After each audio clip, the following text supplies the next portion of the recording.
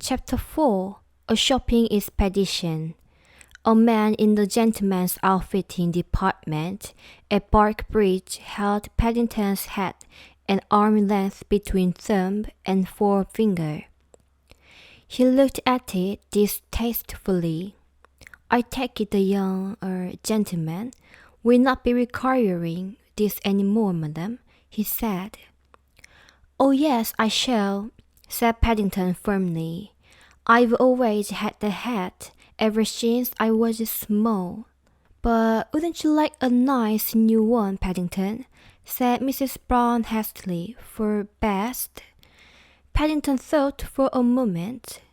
"I will have one for worst if you like," he said. "That's my best one." The salesman shuddered slightly and, averting his gaze, placed the offending article on the far end of the counter. "Albert," he beckoned to a youth who was hovering in the background. "See what we have in size 4/7/8." Albert began to rummage under the counter. "And now, while we're about it," said Mrs. Brown, "we'd like a nice warm coat for the winter. Something like a duffel coat with toggles so that he can do it up easily, I thought. And we'd also like a plastic raincoat for the summer." The salesman looked at her hotly. He wasn't very fond of bears, and this one especially had been giving him queer looks ever since he'd mentioned his wretched hat. "Has Madam tried the bargain basement?" he began. "Something in government surplus." "No, I haven't," said Mrs. Brown heartily. "Government surplus, indeed. I've never heard of such a thing. Have you, Paddington?" "No," said Paddington, who had no idea what government surplus was. "Never." He stared hard at the man, who looked away uneasily. Paddington had a very persistent stare when he cared to use it. It was a very powerful stare, one which his Aunt Lucy had taught him and which he kept for special occasions. Mrs. Brown pointed to a smart blue duffel coat with a red lining. "That looks the very thing," she said. The assistant gulped. "Yes, madam, certainly, madam." He beckoned to Paddington. "Come this way, sir." Paddington followed the assistant, keeping about 2 feet behind him and staring very hard.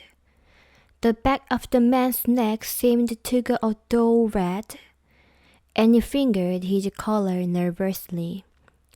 As they passed the hat counter, Albert, who lived in a constant fear of his superior, and who had been watching the event with an open mouth, gave Paddington the thumb-up sign. Paddington waved a paw. He was beginning to enjoy himself. He allowed the assistant to help him on with the coat, and then stood admiring himself in the mirror. It was the first coat he had ever possessed.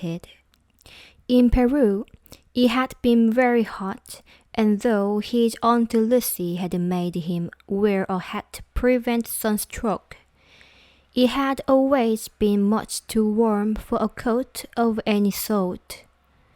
He looked at himself in the mirror, and was surprised to see no one but a long line of bears stretching away as far as the eye could see.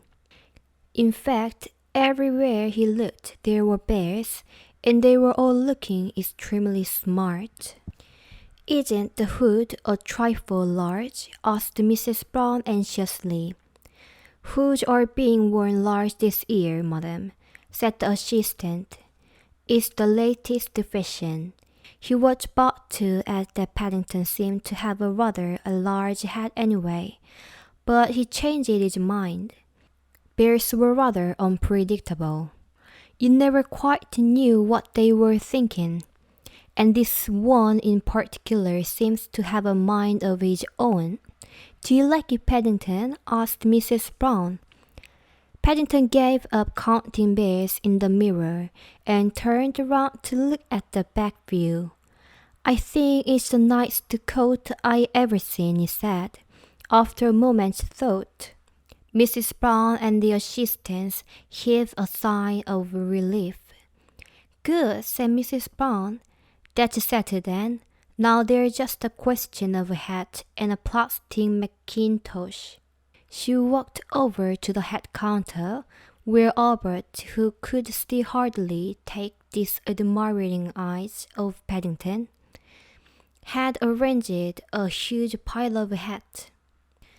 There were bowler hats, sun hats, tree hats, berry, and even a very small top hat.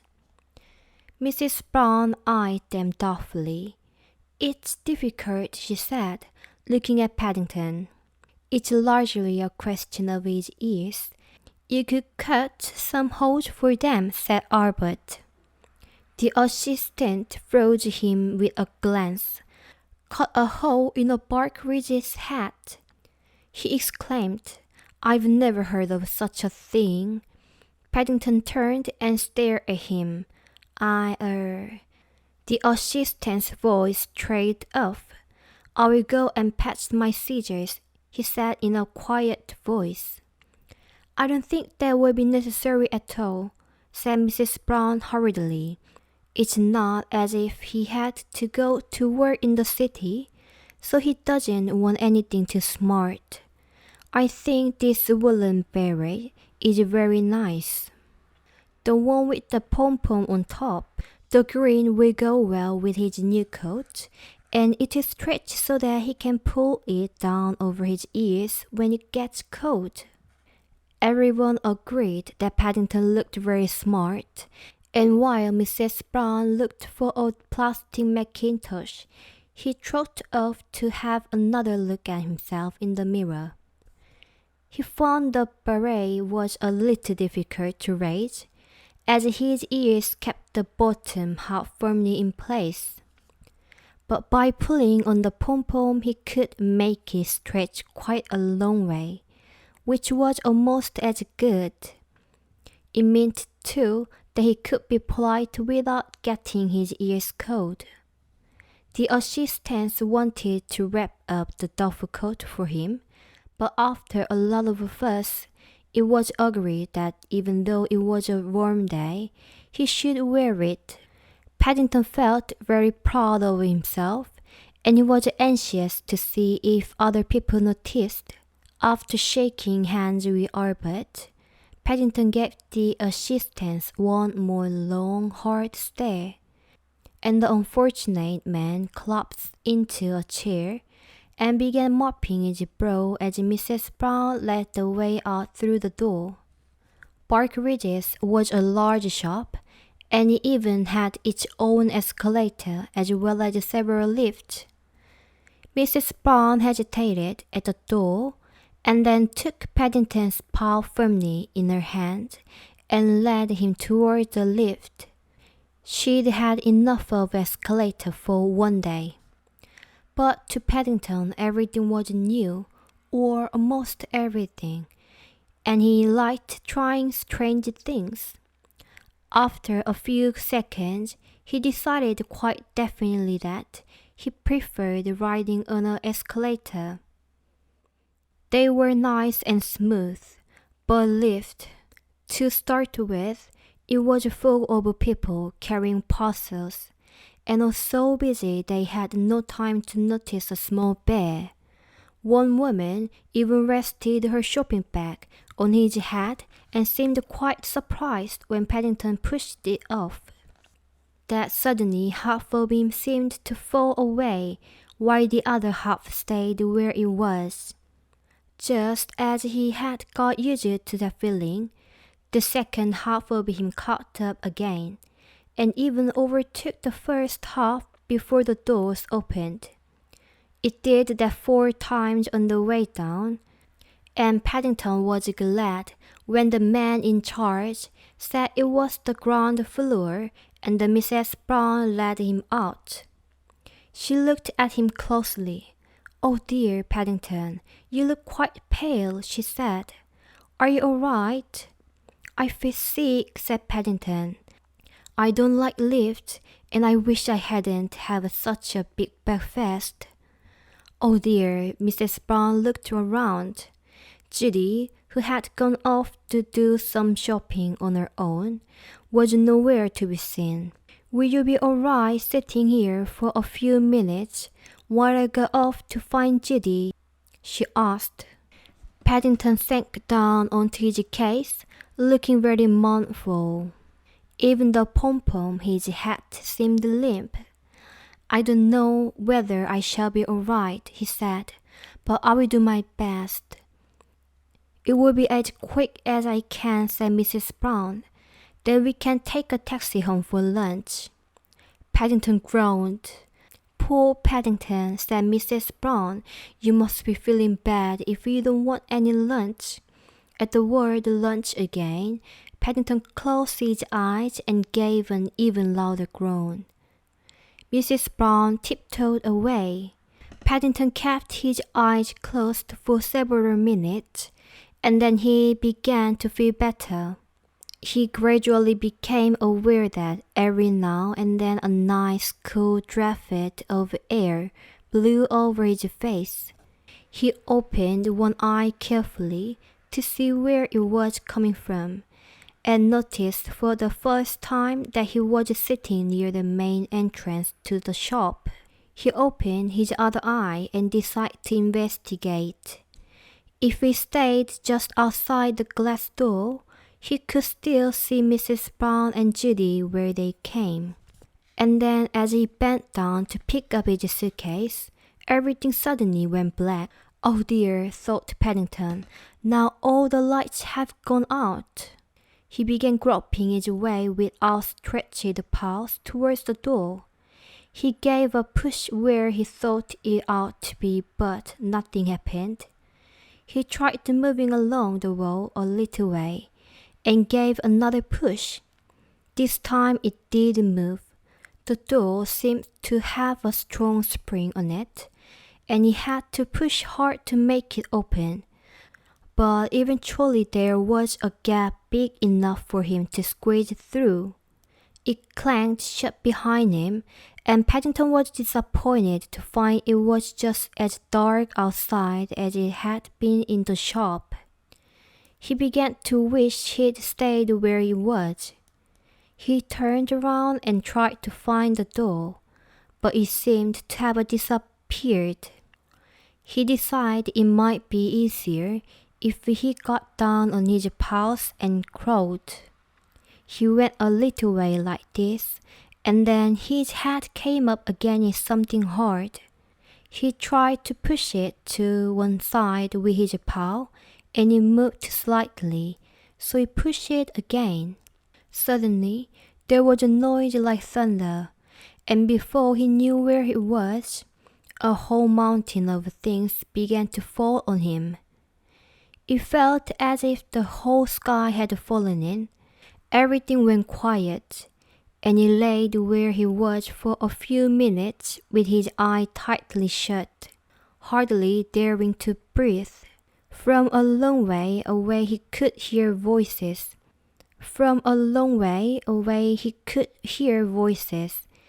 And once or twice it sounded as if someone was banging on a window. He opened one eye carefully and was surprised to find the light had come on again. At least, sheepishly he pushed the hood of his duffel coat up over his head. His hood must have fallen over his head when he bent down inside the shop to pick up his case. Paddington sat up and looked around to see where he was. He felt much better now. Somewhat to his astonishment, he found he was sitting in a small room in the middle of which was a great pile of tins and basins and bowls.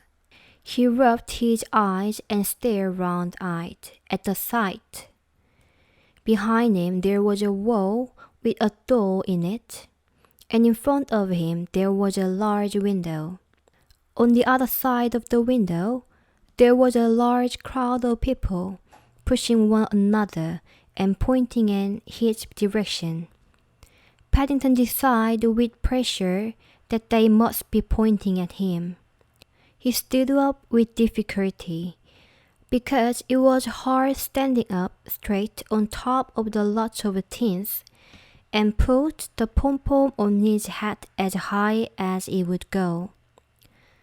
A cheer went up from the crowd.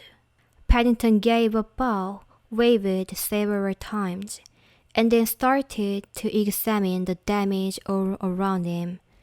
For a moment he wasn't quite sure where it was, and then it came to him. Instead of going out into the street, he must have opened the door leading to one of the shop windows. Paddington was an observant bear, and since he had arrived in London, he'd noticed lots of these shop windows. They were very interesting. They always had so many things inside them to look at. Once he'd seen a man working in one, piling tin cans and boxes on top of each other to make a pyramid. He remembered deciding at the time what a nice job it must be. He looked round thoughtfully. "Oh dear," he said to the world in general, "I'm in trouble again." If he'd knocked all these things down, as he supposed he must have done, someone was going to be cross. In fact, lots of people were going to be cross. People weren't very good at having things explained to them, and it was going to be difficult explaining how his duffel coat hood had fallen over his head. He bent down and began to pick up the things. There were some glass shelves lying on the floor where they had fallen. It was getting warm inside the window, so he took off his duffel coat and hung it carefully on a nail. Then he picked up a glass shelf and tried balancing it on top of some tins. It seemed to work, so he put some more tins and a washing up bowls on top of that. It was rather wobbly, but he stood back and examined it. Yes, it looked quite nice. There was an encouraging round of applause from outside. Paddington waved a paw at the crowd and picked up another shelf. Inside the shop, Mrs. Brown was having an earnest conversation with the store detective. "You say you left him here, madam," the detective was saying. "That's right," said Mrs. Brown. "He was feeling ill, and I told him not to go away. His name's Paddington." Paddington. The detective wrote it carefully in his notebook. "What sort of a bear is he?"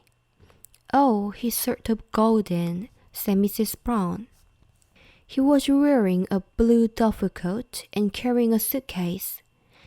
"And he has black ears," said Judy. "You can't mistake him."